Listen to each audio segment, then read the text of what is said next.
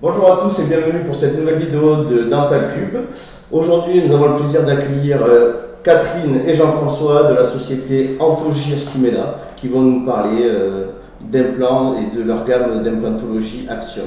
Gamme d'implantologie Axiom composée en 3 parties, l'Axiom Bone Level, l'Axiom Tissue Level et l'Axiom 2.8. C'est ça. Donc le Bone Level, surtout pour faire toute prothèse. Alors en fait, sur l'Axiom Bone Level, c'est un implant qui est avec un code Morse et avec un trilobe en indexation, et tu vas pouvoir faire tout type de chirurgie avec. Tu as le Tissue Level, l'Axiom Tissue Level, qui va être plus pour des zones postérieures, qui sera plus facile, je dirais, d'un point de vue chirurgical, puisque toute la partie prothétique justement sera plus facilement gérée, puisqu'on sera au niveau du tissu. Le Tissue Level uniquement en 4 cam. Et tout à fait. Au niveau de la prothèse, ce sera que de la prothèse 4 cam, puisqu'on a vraiment voulu positionner d'un point de vue Antogir, on a voulu se différencier des autres marques, justement avec un produit qui est novateur, avec la Connectic InLink. Et là, on a voulu s'orienter sur du transvissé, justement par rapport à l'évolution de l'implantologie. Il y a du rattrapage d'axe, et l'avantage, c'est que du coup, on part aussi sur une prothèse full 4 cam. Après, l'Axiom 2.8, il peut servir surtout pour des restaurations antérieures, mandibulaires. Lui, il a vraiment été pour répondre à des cas spécifiques pour les praticiens. C'est-à-dire qu'on va l'utiliser uniquement pour des secteurs mandibulaires unitaires, quand ça va être des faibles espaces osseux ou alors des problèmes d'agénésie. Jean-François, au niveau de la prothèse, qu'est-ce que tu peux... Par rapport à ces 3 types d'implants, on va retrouver 3 différences dans le protocole de réalisation des prothèses. Dans l'Axiom Bone Level, traditionnellement utilisé depuis 2009, on va avoir la possibilité d'utiliser un accastillage prothétique propre à toutes les marques d'implants avec la commande de piliers standard ou esthétique. Sur catalogue. La possibilité, dans certains cas, de commander des gaines calcinables, qu'on retrouve aussi dans bon nombre de sociétés concurrentes, mais aussi la possibilité d'utiliser Simeda. Donc Simeda, sur la partie Bone Level, on va retrouver un certain nombre d'indications et un certain nombre de matériaux, la zircone, le chrome cobalt, le titane.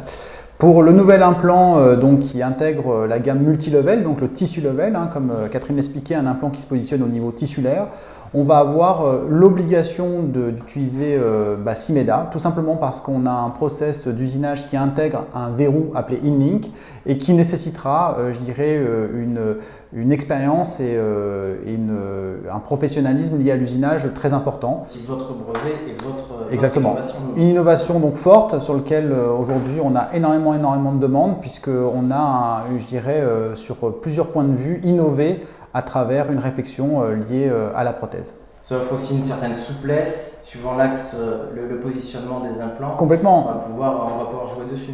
Aujourd'hui, avec ce nouvel implant Tissue Level, on va avoir la possibilité de rattraper des axes liés à la connectique à plat. On va différencier une connectique à plat d'une connectique rentrante comme on le proposait avec l'Axiom Bone Level. Mais en plus de ça, on va proposer du puits d'accès angulé systématiquement sur ce type de prothèse. Donc le prothésiste aura la possibilité, par exemple comme vous qui êtes équipé du logiciel Exocad, de positionner votre puits d'accès angulé sur vos prothèses systématiquement sur ce type d'implant.